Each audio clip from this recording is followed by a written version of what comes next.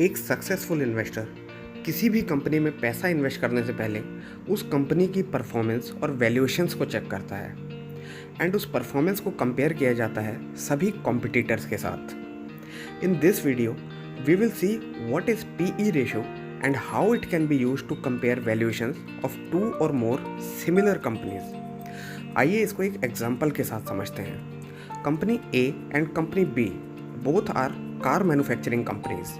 Company A का share price है ₹1000 per share और कंपनी बी का शेयर प्राइस है ₹200 पर शेयर। प्राइसेस को देखकर काफ़ी इन्वेस्टर्स को ऐसा लग सकता है कि कंपनी ए का शेयर प्राइस ऑलरेडी बहुत हाई है, सो दिस इज़ एक्सपेंसिव और over valued.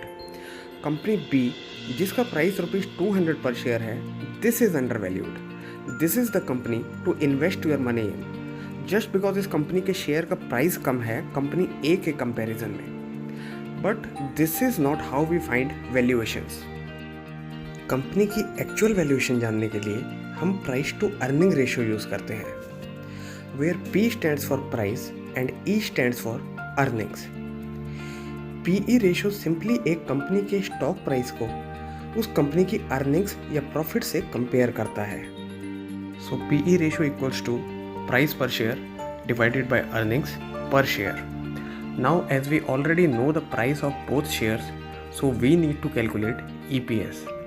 EPS or earning per share is total earnings or net profit divided by total number of outstanding shares. Now let's assume that company A का net profit है ₹10 lakhs in 1 year और इसके total number of shares हैं 10,000। Company A का EPS is equals to 10 lakhs divided by 10,000 which comes out to be ₹100 per share. Company B makes ₹2 lakh as net profit every year. It has a total of 20,000 shares outstanding in market, so its earning per share और EPS is ₹2 lakh divided by 20,000 that comes out to be ₹10 per share.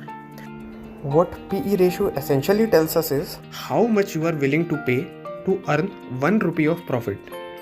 मतलब ₹1 का profit earn करने के लिए आप कितना amount पे करने को रेडी हैं। इसको अब थोड़ा ध्यान से समझिए।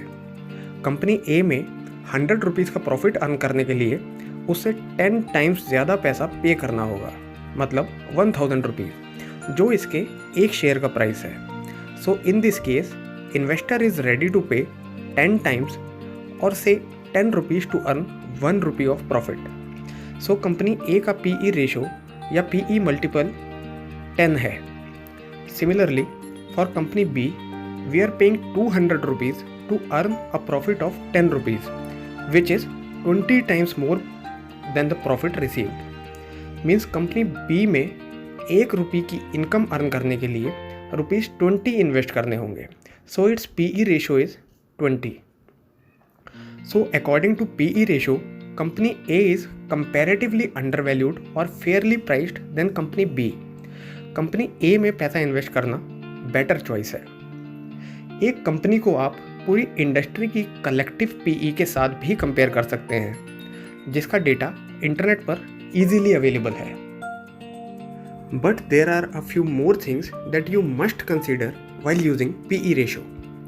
Number 1, future earnings or earnings growth. Suppose company A की earning growth rate almost stagnant या रुकी हुई है, but company B has a track record of doubling it's profits every year. मतलब कंपनी B अपने प्रॉफिट्स को हर साल बढ़ाकर 2 गुना कर लेती है बिकॉज ऑफ बेटर मैनेजमेंट और बिजनेस एक्सपेंशन और what ever regions.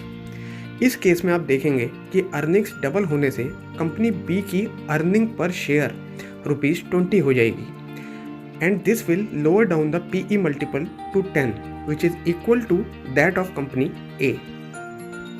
More future earnings means higher EPS and consequently lower PE multiple of the stock. So it's very important to check a company's earnings growth rate in past and also to check its potential future earnings. Another thing to be considered while calculating PE ratio is dividends. A high dividend paying company also adds to the income of shareholders. And number 3 is high debt. अगर किसी company के ऊपर बहुत ज़्यादा कर्जा है तो उस कंपनी में कम पीई होने के बाद भी इन्वेस्ट करना रिस्की हो सकता है। And if you consider this video useful then you can appreciate my work by subscribing to this channel. Thank you so much.